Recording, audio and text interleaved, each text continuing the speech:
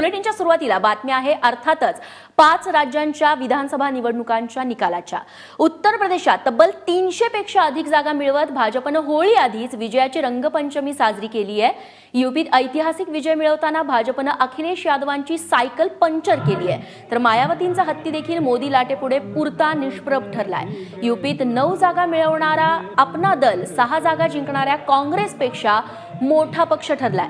विशेष म्हणजे एकही मुस्लिम उमेदवार न देता भाजपने मुस्लिम बहुल भागात देखील विजयाचं कमळ फुलवलंय, तर दलित बहुल मतदारसंघात देखील भाजपला मोठं यश मिळालंय।